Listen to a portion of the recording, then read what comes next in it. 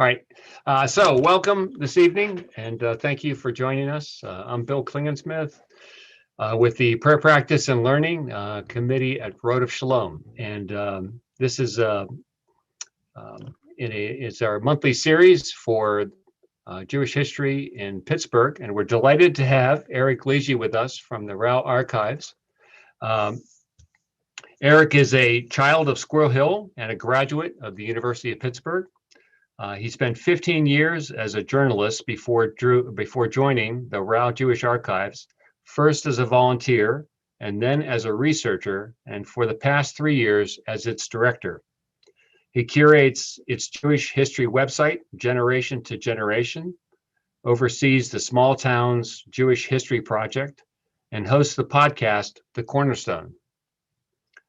He has written extensively about Jewish history in Western Pennsylvania for local periodicals. He's the author of The 17th Generation, The Life Work of Rabbi Walter Jacob, and a co-editor of the anthologies of Her Deeds, Sing Her Praises, and Bound in the Bond of Life. So we are delighted to have Eric with us tonight.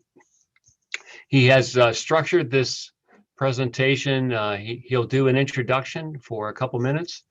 Then he's recorded it. So we can watch that recording. It's about 37 minutes or so. And then Eric will entertain any questions you may have about the presentation. But before that, I would like to give you a quick commercial on behalf of Prayer Practice and Learning, just briefly. For those of you that may not have seen it in the Shalomogram, we now have a podcast. It's brought to you by our very own Bill Battistone.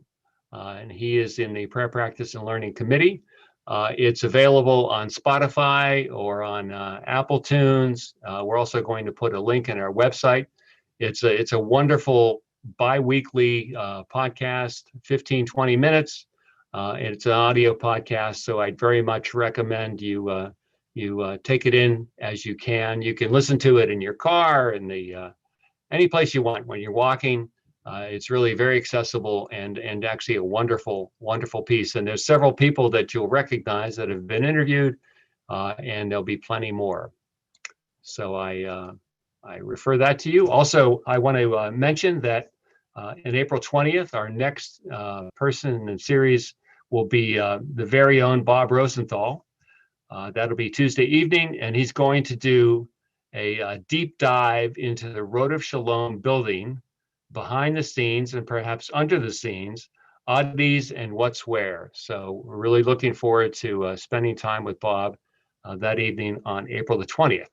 So with that entry, if we would, I would turn this over to Eric Lidji, please. Thanks, Bill. I just want to start by thanking the congregation, Rodef Shalom congregation, for having me. I have been a member of Rodef Shalom, I think, for 3 or 4 years now, but I started coming to Rodef about 10 or 11 years ago when I moved back to town. And it plays a large role in my personal development and sense of myself. And so it's always a privilege and a pleasure when I get to speak to the congregation. In a perfect world, I'd be in Levy Hall, but instead we're here and we're happy that we're able to continue to do these things. I also just want to thank a few people individually. Olivia, who, in case you didn't know, is an incredible person, and you should all feel very fortunate to have Olivia as part of your congregation. And also to Bill and Salem for doing such a great job with not only this series, but just the whole committee, with the creativity and the energy and enthusiasm you brought to it. It's clearly resonating with people, and it's always exciting when congregations just kind of step out in a new direction and are rewarded for it. So I give a lot of talks, and before COVID, the way I liked to give a talk was a method that I learned from Dr. Freehoff and Dr. Jacob. Not Dr. Freehoff personally, because I never met him, but Dr. Freehoff told this method to Dr. Jacob, and Dr. Jacob told it to me. And that was that you come up with an outline, and then you speak extemporaneously from the outline. And the reason that you do that is because if you are monitoring the audience, you will start to notice these little micro expressions and micro reactions, and you can actually adjust your tone and your content, if you're really smart, in real time and get a talk that, while not polished, is responding to the audience. And Zoom has made that absolutely impossible. One of the weird things about Zoom, if you have not given a talk on Zoom, is that the faces are much closer to you than they are in person, but they are much flatter. People don't emote on Zoom the way they do in a room full of people. And it can be very unnerving if you're accustomed to reading people's expressions to not be able to read them. And I've spent a year now trying to figure out a way around this. And there were two recent talks in this series that gave me an idea. The first was Rabbi Mahler's, where he just went and recorded his whole talk and just played the recording. And I thought, well, that's really brilliant, because then you just sidestep that distraction altogether. And then the other was Dee Clark's, and Dee kept toggling between screen sharing and not screen sharing as a way to engage with the group. So what I did tonight was I recorded this talk yesterday, and I had big plans to wear the exact same thing and to be in the same spot. And I remembered to wear the same thing, but I forgot to be in the same spot. So you're going to see the background change a little bit. And then what that also allowed me to do was to insert the archival material that I wanted to show you into the talk in a way that you cannot normally do with a screen share. So hopefully it'll work. If it doesn't work, I ask you all to summon the spirit of charity and goodwill and forgive me. So here it goes, nothing.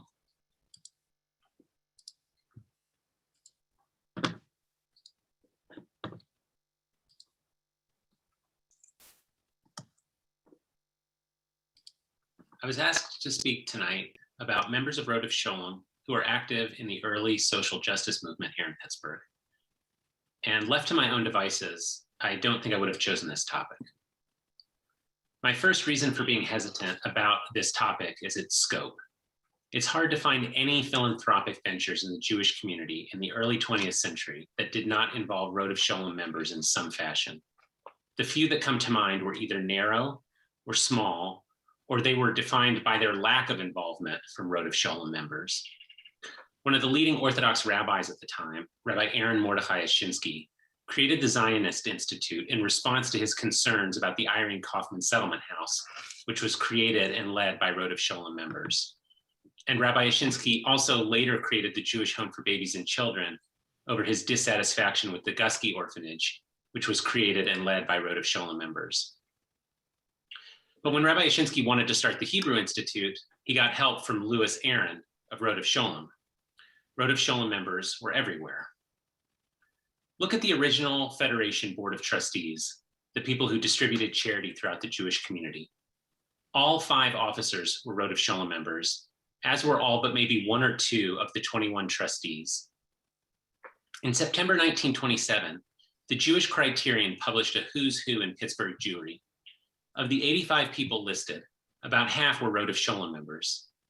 This is why Walter Hurt called Pittsburgh, quote, the most plutocratic Jewish community in America, end quote. He wrote that in a letter to the political activist Theodore Debs, dated October 8th, 1927, about 3 weeks after that who's who was published.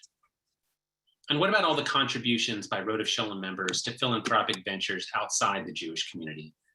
Think about the anti-corruption activities of Elia Weil, or the healthcare work of Dr. Luba Goldsmith, or the judicial activities of Judge Josiah Cohen, or the political reforms of Enoch Rauh. Think about his wife, Bertha Rauh, who had contacts at every major charitable venture in the city, first through her leadership at the National Council of Jewish Women, and then through her directorship of the Department of Public Welfare. Think about the institutions funded by the Kaufmans, the educational advocacy of the Aarons, the medical research sponsored by the Falks, and on and on and on. How could you possibly tell the full scope of that story in 1 hour? The only way would be a high-level survey, reducing each important figure to a single accomplishment and skating along from one accomplishment to another in rapid succession. And that gets to my second hesitation about this subject. I always feel a little sheepish talking about Jewish social justice accomplishments of the past. I take a lot of pride in these accomplishments, as I'm sure you do as well. I'm encouraged to be part of a community that can claim to have accomplished such things. But privately, I often question the value of taking pride in these accomplishments. What good is our pride? It cannot be eaten. It cannot be worn. It cannot give shelter. It has only one beneficial use, and that is its ability to encourage us today to take similar actions. And so I decided I would focus instead on 4 Rodef Shalom members and use the archives to tell their stories in greater depth. Then I narrowed that down to 3, and then to 2, and then to 1. And so that's what I'm going to do tonight. I'm going to tell the life story of one Rodef Shalom member, a person whose life was defined by philanthropy. And I'm going to go as deep and as broad as I can, using the very few archival materials I was able to find during this time of limited access, and also during the limited time I had available to analyze them. My goal is to articulate the way that one person understood the commandment to love thy neighbor. And my hope is to help us consider how we pursue that same commandment. I want to apologize upfront for one thing. The subject of my talk tonight is a man, which means that the past 3 programs have been about the men of this congregation.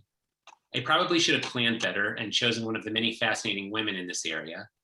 And in fact, I had originally planned to use half of my time tonight to discuss Bertha Rauh.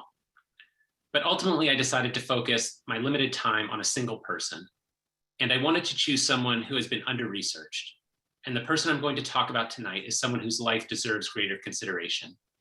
And so I hope you will forgive my chauvinism for just this evening and know that I will gladly return any time to correct the imbalance.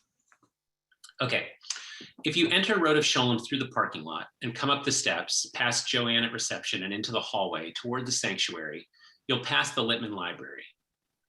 And if you continue to the sanctuary, you'll see plaques lining the walls. These plaques mostly memorialize deceased rabbis of the congregation, but there are a few congregants too, and one of them is Abraham Lippman. Lippman was born in 1838 in Memmelsdorf, a small town just outside Bamberg, in the Upper Franconia state of Bavaria, in what is now southern Germany. His father died in 1846, leaving a wife and at least 4 children, Abraham, Minna, Rosalia, and Regina. Abraham Lippman immigrated to Philadelphia around 1852, around the time of his bar mitzvah. This is likely the manifest of the ship he took, although I've had trouble confirming it. If it is, it appears he traveled alone, carrying one small bag with him. He also brought a prayer book, which we know only because a grandnephew mentioned it in a letter in 1965. Abraham went from Philadelphia to Meadville. Meadville was among the smallest of the few Jewish communities scattered throughout Western Pennsylvania in the 19th century. At that time, in the 1850s, there were enough Jews for a cemetery, but not quite enough for a congregation. With the discovery of oil in northwestern Pennsylvania in 1859, the region quickly boomed. But by then, Littman was already living in Macon, Georgia. Our record of his early years comes from a newspaper article published in 1908 on the occasion of his 70th birthday. The article acknowledges that Littman revealed little about his biography, but it does contain one notable detail. Quote, "When this man was only 17 years of age, he earned the magnificent income of $150 a year, but he could not afford to indulge himself like the youths of that age. On the contrary, he found it necessary to devote his spare funds to assist in establishing a cemetery in Macon, Georgia. This was his first contribution to a public movement, and he has kept at it unceasingly for over 45 years, end quote. I have not been able to verify that claim. Littman is not listed among the 11, a group of men who founded Temple B'nai Israel in Macon, Georgia in October 1859.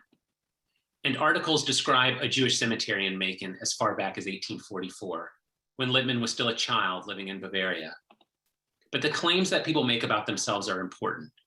And so for now, let's accept his story, that business success immediately prompted a turn to philanthropy.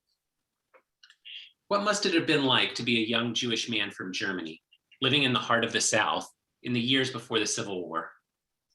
By one estimate, almost 40% of the population of Macon at that time were slaves. That's about 4,000 people without freedom. One could imagine that it would have been heartbreaking and horrifying to a young Jewish man who had just left a country where Jews would not have full political rights for another decade. Or one could imagine the opposite, that he felt thrill and relief at no longer occupying the lowest slot on the hierarchy of supremacy. Without a diary or a journal or a wide-ranging interview, we really can only suppose what he might have felt. We do, however, have one clue. It comes from his petition for a passport, which Lippman submitted to authorities in New York on April 23rd, 1863. On the application, he wrote in his own hand, quote, "And further, that I was fully naturalized at Macon, Georgia in the summer of 1859, where I continued to reside until the summer of 1861, when I made my escape from there, leaving my business and effects behind. I am now and have been since a resident of Pittsburgh, Pennsylvania, where the quota for military is full," end quote. That's all we know. A few months after the start of the Civil War, Lippman escaped the heart of the Confederacy. He left his business and effects behind, and he came to Pittsburgh. Here is his passport. The penny is there for scale. Passports used to be really big. Why did Abraham Lippman need a passport in 1863? He wanted to go home to Germany to visit his mother. There is something mysterious about this trip. The passenger lists from Germany to New York include a wife, Mary Lippman, who never appears in the public record again. In fact, Abraham Lippman was famously a bachelor. It is part of his legend and his legacy. Had he actually been married? Or was this Mary really his sister Mina, and he was lying in a sort of reverse of the lie that the patriarch Abraham told? Or are we looking here at a different Abraham Lippman? Again, without additional records, we are unable to develop this point at this moment. In Pittsburgh, Abraham Lippman founded A. Lippman and Company, a dry goods store at 106 Market Street downtown. He ran the business with the help of two nephews. Back then, newspapers used to report on the wills of prominent people. And when Abraham Lippman died in 1910, the newspapers reported that he had given away more than $100,000. That would be about $3 million today. It's a lot, but it's not great wealth, certainly not by the standards of Pittsburgh, not the standards of Pittsburgh at that time, at least. His will survives. In addition to his bequests, he added this handwritten bit of marginalia, the yard sites and burial locations of his mother and his father. These details were necessary because he had set aside $2,000 to maintain their headstones, as well as his own, in perpetuity.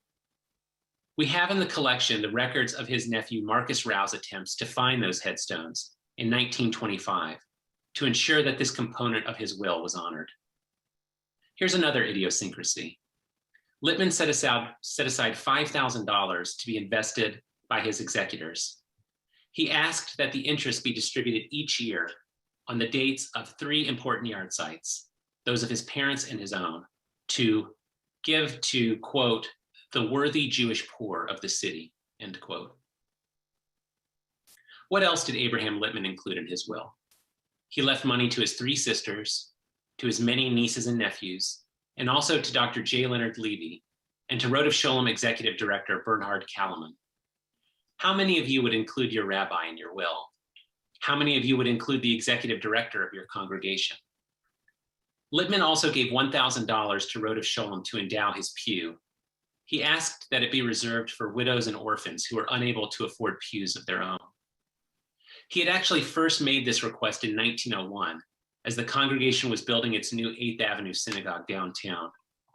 At the end of a congregational meeting, he handed over the chair to Judge Josiah Cohen and left the room and asked that a statement be read in his absence. In the statement, he announced that he was endowing his pew for all time, even if the congregation should eventually move to another building.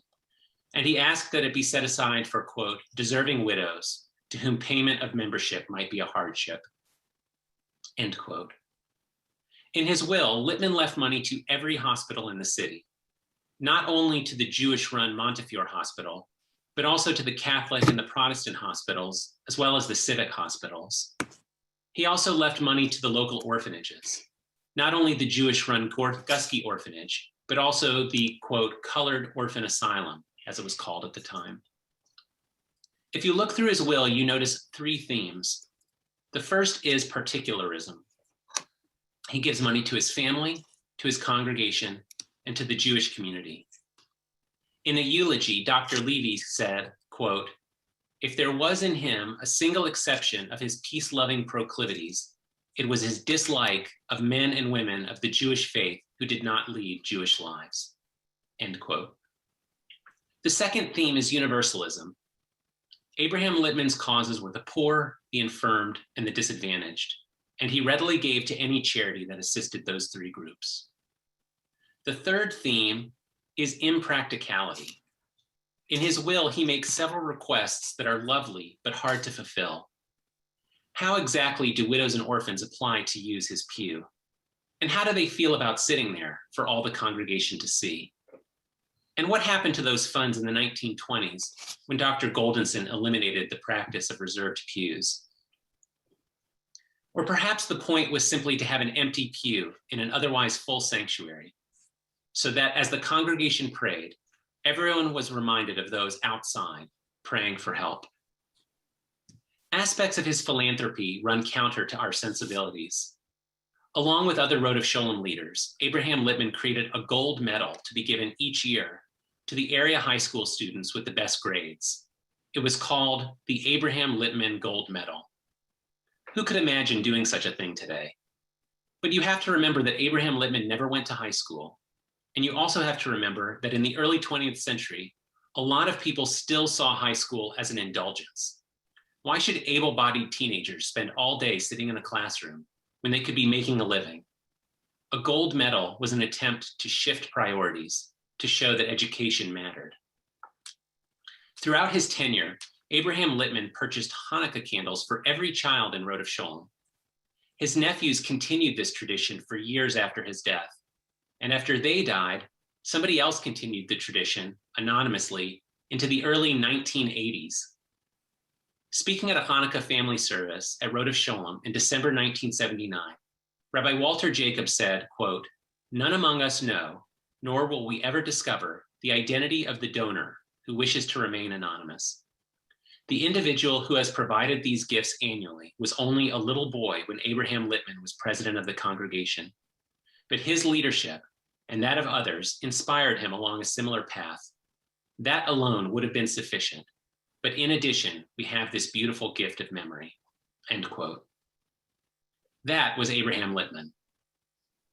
He retired from business in 1885 when he was only 47 years old, and he devoted the rest of his life to philanthropy. He became the president of Rodef Shalom Congregation in 1889 and the president of the United Hebrew Relief Association in 1892. And he held both posts until his death in 1910, in addition to directorships at many other charities. It was during this period of life that he became known as the father of the community. The article from 1908, on the occasion of his 70th birthday, described his average day. It started at 9 a.m. and ended at 4 p.m., and he took an hour-long lunch, a mere 6-hour workday. But he spent those 6 hours completely absorbed in alleviating human misery. Here's a quote. "Wife desertions, husbands injured or sick and unable to work, families starving, poor immigrants out of positions, unable to speak a word of English, poor consumptives pleading to be sent to Denver. A suffering woman has lost her husband and can barely support herself, let alone her little child. Can't she be placed in the orphanage? So it goes, one continual round of suffering faces, all pleading for help of some kind or another. Despite the fact that Mr. Lippman has witnessed these scenes daily for over a quarter of a century, his heart still beats as sympathetically for their misery as on the first day. There is nothing of the professional charity worker that makes you think of statistics and figures and systems and red tape.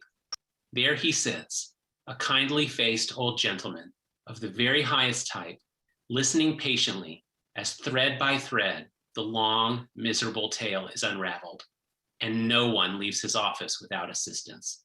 End quote. That note about the professional charity worker was important. It signals a turn in the advancement of Jewish philanthropy. The best description of this turn comes from a Sunday lecture given by our Rabbi Walter Jacob in February 1965. In it, he described two stages of American Jewish philanthropy. The first stage came at the turn of the 20th century, when the Jewish community worked to help an immigrant population become economically and culturally established in America.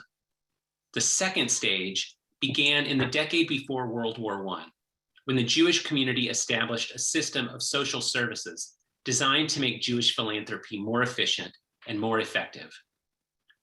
Abraham Lippman was one of the biggest opponents locally of that second phase. So opposed, in fact, that it really could not proceed here until after his death. Boston, Cincinnati, Chicago, St. Louis, and Cleveland all had federations by 1905. Ours was not founded until 1912, which was 2 years after Lippman died, just long enough to be respectful of his passing.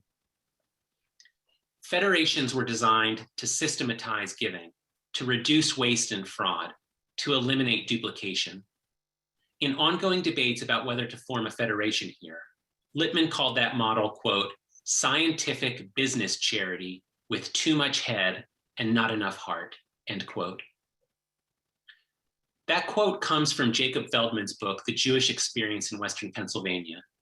His source was an article in the Jewish Criterion, and that issue is one of the few not included in the online collection at the Pittsburgh Jewish Newspaper Project. I would love to see the quote in context, to understand what made him speak so dismissively. I first encountered this quote about 10 years ago, and I still find myself thinking about it all the time. I think it is truly profound, the idea that charity, to be truly successful, must have a strong emotional component. But Lippman's model depended on his circumstances and his abilities. He was independently wealthy, and therefore he took no salary. He was a skilled businessman. He was able to operate his charity with only 13% overhead. He was also incredibly compassionate. He was still making calls from his deathbed to ensure that his clients would get the assistance they needed. He was also incredibly firm against those who appeared to be gaming the system. I am inclined to sympathize with Lippman's way of seeing the world. By my nature, I am always skeptical of any attempt to use data to inform the direction of the humanities or the direction of humanitarianism. But I am also clear-eyed, and I know how to yank the reins on my romanticism. You cannot base any institution on the abilities of a single person. How many charities can find a young, independently wealthy leader with a wide open heart, bottomless patience, and enough sechel to avoid being duped or manipulated? Before Lippman, the United Hebrew Relief Association was burdened by years of poor judgment. As the Jewish Criterion described it in a 1904 article, quote, good work was done in those days, though it seems that in many cases charity was dispensed in a very loose manner, and that heart completely ran away with head. When Mr. Lippman took hold, many of the evils were rooted out. He carried on the work in a most systematic manner, and he used both head and heart, which should be the case in a model officer, end quote. Is there any reason to think that such mismanagement would not occur again under a successor? And in fact, it did. An investigation conducted during Lippman's successor's tenure found fraud, instances where families were collecting from multiple charities simultaneously. Systematizing charity was seen as a way to help prevent mismanagement and fraud by running everything through numbers, rules, and formulas. To Lippman, that threatened to ignore the heart, to ignore the love and the interpersonal responsibility that one needs to cultivate in order to sit for 6 hours each day and listen to people unburden themselves. Here's the question. Is the heart inevitably sacrificed when we make philanthropy more predictable, efficient, and fair? Is inefficiency the definition of true philanthropy? In E.M. Forster's novel, Howard's End, a visitor to the Schlegel house is suspected of stealing an apostle spoon. One of the Schlegel daughters calls it rent. Quote, you remember rent, she tells the family. It was one of Father's words, rent to the ideal, to his own faith in human nature. You remember how he would trust strangers, and if they fooled him, he would say, "It is better to be fooled than to be suspicious, that the confidence trick is the work of man, but the want of confidence trick is the work of the devil," end quote. And so perhaps a little mismanagement, a little inefficiency, a little waste, maybe even a little fraud, is the rent we pay to live in a world where those in need feel loved and respected and don't have to suffer the indignity and the inhumanity of paperwork and bureaucracy. These are all extremes, of course, and they're not mutually exclusive. I'm merely presenting a way of thinking about assistance. We talk a lot about who gets helped.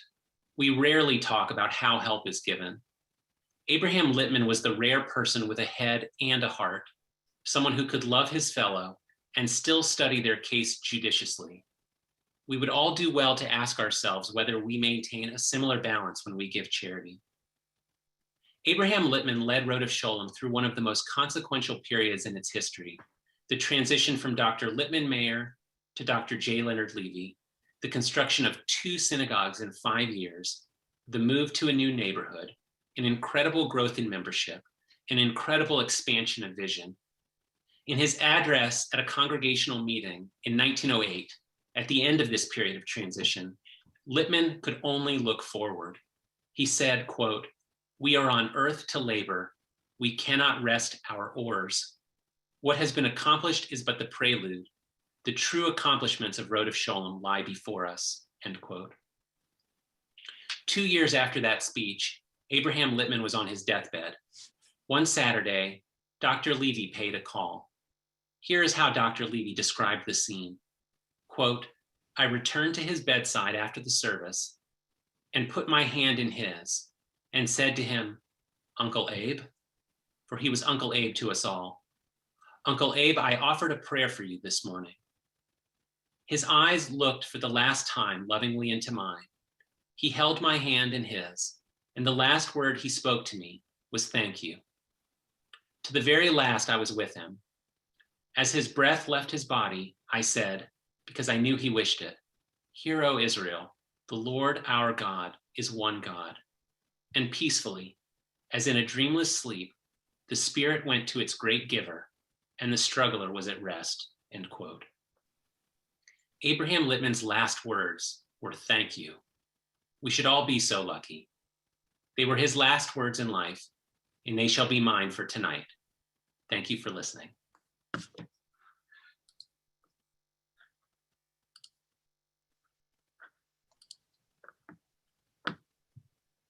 Well, thank you, Eric. That was really, really wonderful, and I love the way that you bring history to us, as we've seen before in other presentations we've had, as a mirror to look at our lives today and our values, and really pose questions that we should need to ask ourselves about why are we doing what we're doing? Are we doing what's important?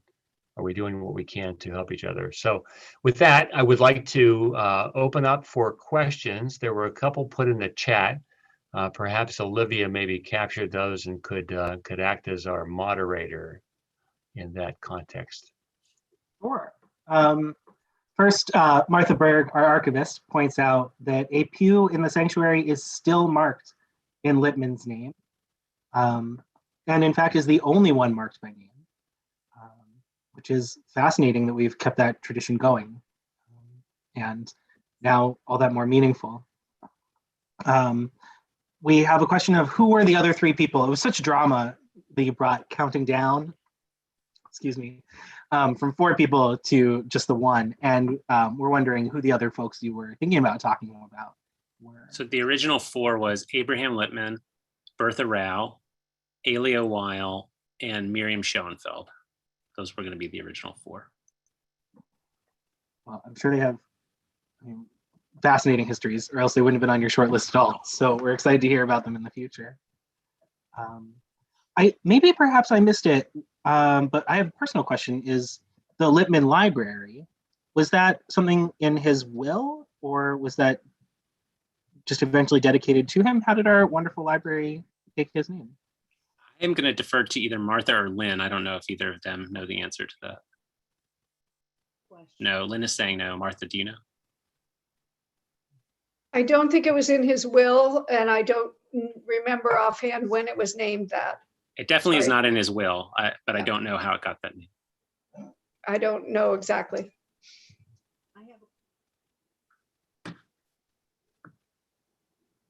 I'll ask another question. Well, folks, just get your questions. This is really interesting. You can put them in the chat. You can also come off of mute to ask them as well. Something that caught my ear was that questioning of the establishment of the Jewish Federation. And I'm wondering, I was also surprised last month by the talk about Rabbi Goldenson about questioning of Zionism and questioning these kind of things that now feel so mainstream in the way we practice our Jewish lives, that we actually seem to have a history of, in Rodef Shalom's history, of actually being, of multiple minds and questioning and saying, is this everything that it's claiming to be? And I'm wondering if there were other critique of the Jewish Federation, and if any of those critiques are still, were they realized, were they overcome, anything like that? I'm still trying to piece some of that together, what was going on in the years that debate was happening here. Jacob Feldman, who wrote the first history of Jewish Pittsburgh back in the 80s, he does kind of dissect it a little bit. I get the sense that a lot of it was maybe Abraham Lippman's feelings about what would happen to his own enterprise under that. The United Hebrew Relief Association was already an umbrella group of some sort. It was the merger of two pre-existing charities in Pittsburgh. The first was the Hebrew Ladies Aid Society, which was founded in large part by Rodef Shalom members. And the second was the Hebrew Benevolent Society, which was like a corresponding men's group. And they merged those two in a practice that is repeated often in the early 20th century in Pittsburgh. The men's group and the women's group merge, and then the men take it over from the women. That's what happened with Montefiore Hospital as well. And so I don't know if it was just a personally threatening to him or if it really was philosophical. One of the things we have to keep in mind about Jewish charity at that point is that it's emerging from a very hand-to-hand system.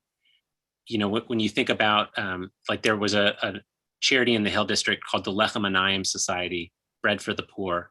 And literally on Friday afternoons, these women would go around and drop baskets of bread off. I think Rich even talked about this in his talk. They would drop these baskets of bread off at people's doors. Even in Squirrel Hill today, there are mishulachim who come door to door and seek charity for this or that organization in Israel. That's very different than sort of taking things in at a very centralized way and determining how it's going to get divvied up among various beneficiaries. And I think now that we've lived in that world for 100+ years, it's hard to imagine how revolutionary that must have seemed and how radical it must have seemed at the time. I would like to dig into that more. Thank you. We're getting more questions in the chat. Do we know why he picked Pittsburgh to, quote, escape to?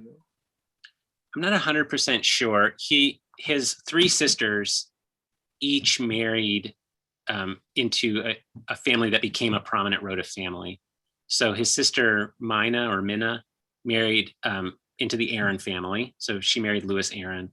His sister Regina became, I always bungle this name, it's a very super Germany name, Feuchtwanger. And then the third was Rosalia, who married into the Rauh family. And the nephews that worked for him were Aaron and Rauh. So I think maybe they had settled in Pittsburgh while he was in Macon, and he came to join his sisters and brother-in-law. That's what I think happened. Yes, the Aarons is of Aaron Court. That's the Aaron family.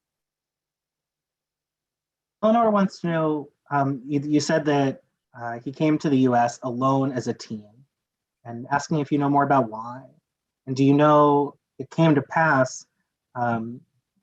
Yes, escaping making. So the same part of that question, but why come alone, especially? I mean, it was pretty common up until pretty recently that the people who came over would come alone. It was expensive and it was a big risk. You know, the people who came were essentially trying to get their families over. It was not a measured decision with a lot of money behind it. So they probably had enough money to send one person. They had 3 girls and a boy, so they sent the boy because at the time that was going to be who was able to work. And so he was, you know, at 14, he was old enough at that time to travel. I mean, you hear stories like this even in the early 20th century. Someone told me that her, you know, father or grandfather, whoever, got off the ship in New York and somebody pinned a piece of paper to his shirt that said Duquesne, Pennsylvania, and then they just put him on a train, and that's how he got to Duquesne, Pennsylvania. So it's hard for us to imagine, you know, that kind of independence and what was required of it.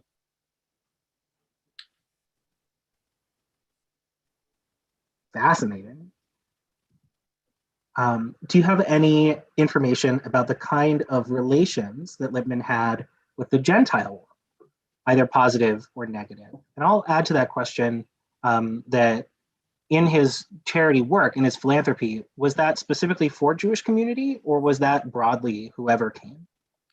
So I wasn't totally able to figure that out. One of the frustrating things about this, and it's one of the reasons why I chose this topic, is that there's very little archival material that survives.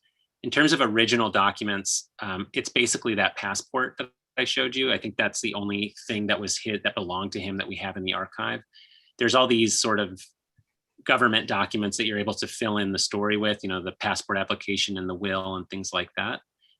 But the United Hebrew Relief Association, even though it was the major charity of the day, very little exists from it. We have an organizational, like minutes from the organizational meeting. But that was just the first meeting. And everything else kind of comes from how the Criterion was reporting on it. So, you know, from the name of it alone and from the way things were segmented at that time, you'd be led to conclude that it was Jews who were coming to the United Hebrew Relief Association. But then, like, you hear these stories where it's like people would say, like, they had been turned away everywhere and then they came to Lippman because they know that Lippman would help them. And there's something about the phrasing of that makes me think, like, well, who knows, you know, maybe other people were coming and it wasn't quite so regimented as we think. As far as his relationship with the Gentile world, again, hard to find things in the moment. The will would suggest that at the very least he had this sense of like a mutual responsibility between communities. You know, he was interested in orphanages. He apparently would go to the Gusky orphanage every week to visit the children. And by extension, therefore, he was interested in all orphanages. He was interested in the hospital. And so by extension, he was interested in all hospitals. He was a businessman in downtown Pittsburgh in the 1860s. And so he would have clearly had engagement with the Gentile world down there. But beyond that, I had a lot of trouble finding any sort of in the moment description of his work.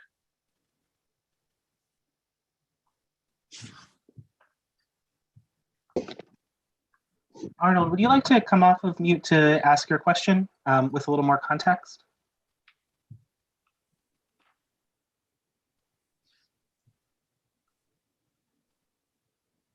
I believe there was I'll call it a movement, I don't know what else to call it, about the early part of the last century called ethical culturalism.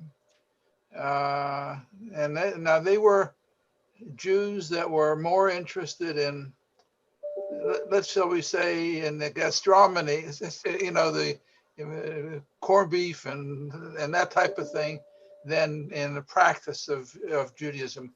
Was there a relationship at all between the Reformed Judaism, or for that matter, any practicing Jews, and the ethical culturalist. I think Edgar Kaufman, I think, was one of them, if I'm not mistaken. I'm sure that group was around. Abraham Lippman was not one of them. He was very religious. Dr. Levy in I think it was in one of his eulogies, said something like that the quote was something like he had something of the piety of the Orthodox about him, meaning like, I wish I had the quote on me. It was a very interesting way of describing someone at an age of like the height of classical Reform Judaism. You have to keep in mind that the Pittsburgh Platform was signed 4 years before Abraham Lippman became president. But he was just one of these people who defined his life around Rodef Shalom and was very dismissive of Jews who did not define their lives around Jewish institutions, religious Jewish institutions, not just philanthropic Jewish institutions. Any contact? Yeah, let me mention one other thing. Before we were talking about people who maybe came by themselves. They didn't come as a, say a family, husband and wife and all that. Just as a matter of note, on my maternal side, my bubby came with 3 young children. My mother was 3.5 when they came. They came in November 1907. And she crossed the ocean, by herself. And my other bubby, my paternal bubby, came with her mother and 2 young boys. And probably they were about bar mitzvah age, maybe a little younger, and came in 1916. So there were people who were, came, shall we say, by themselves in the early part of the last century. Yeah.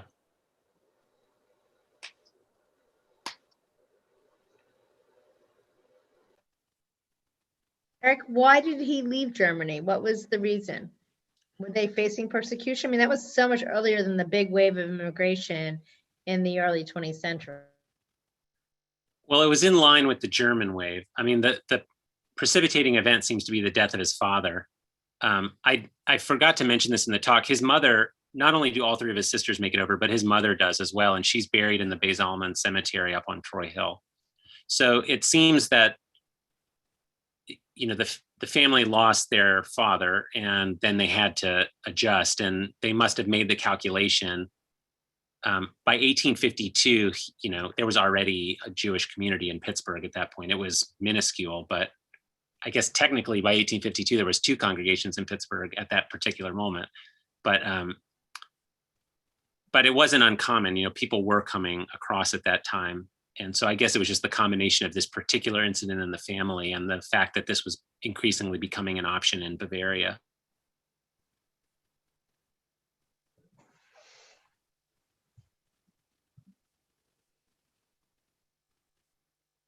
Barbara, if you'd like to come off of mute and ask your question as well with more context, that'd be great as well. Eric, any contact with Eastern European Jews? Any discussion about his relationship with the Eastern European Jews and the Irene Kaufman settlement? I mean, as you know, the German Jews were somewhat removed from the Eastern European Jews, to put it mildly. Where does Lippman stand on that? I didn't see anything explicit. The settlement at that point, so he dies in 1910. The settlement becomes the settlement house in 1909. It changes over to the settlement house in 1909, and then the building is 1911. So he's dying like right as that transition is happening. So at that time, it's still the Columbian Council school. Did he have anything to do with the council women? Was he involved with that at all? I haven't seen anything. I mean, his niece or grandniece is Bertha Rauh. But she doesn't take over NCJW until after his death.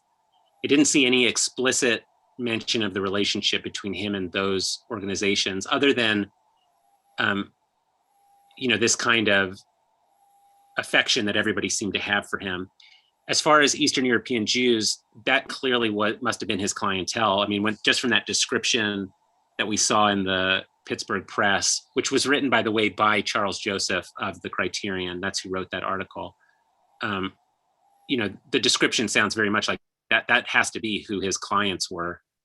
And so I don't know. I in my own head, I sort of put him together with Dr. Mayer, with the early NCJW women, these people who very much were interested in like engaging with that community, even if it was in a very, what's the word?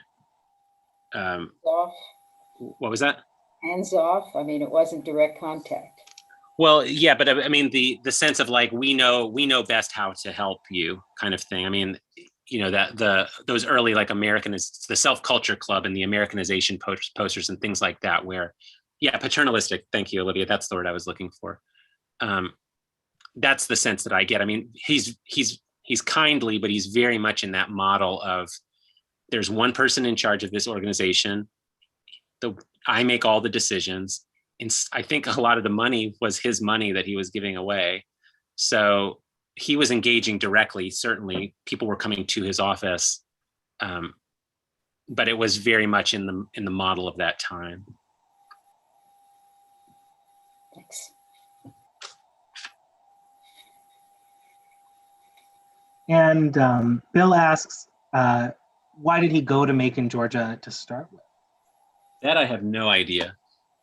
One of the other Aarons, I think, also had a brief foray in the South before the Civil War. I think it was maybe Lewis Aaron. So maybe there was something there. I really have no idea. It seems like so out of left field, especially given how stark the divide was between North and South during the 1850s. Do we know where he lived? Like in Pittsburgh, Lynn? So it's interesting. He lived with his nieces and nephews. So I don't know the exact house. I think he had a house on Darlington for a time. He obviously lived on the north side for a time when the community was over there. But when you look, he lived a very modest life so that he could reserve the funds that he had for charitable endeavors. And so when he pops up in the census, he's always popping up as like not a lodger, but he's living with his younger relatives.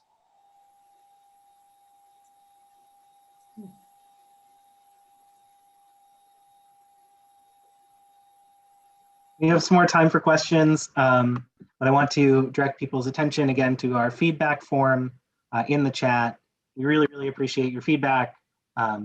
Everything about accessibility to length and other questions and comments. And if you want to praise Eric Lidji, we do too.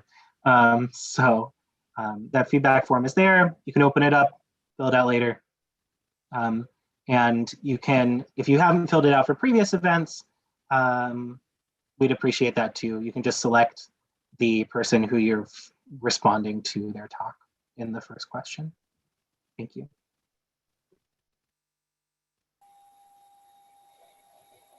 Okay, any final questions for Eric?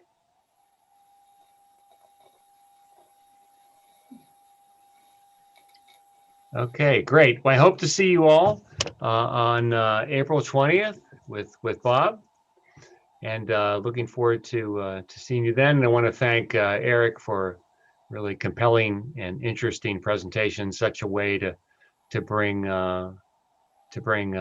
Abraham to life for us. So we appreciate that. Also, thank you very much, Olivia, for the great facilitation. And wish you all a good evening and a good week, and take care.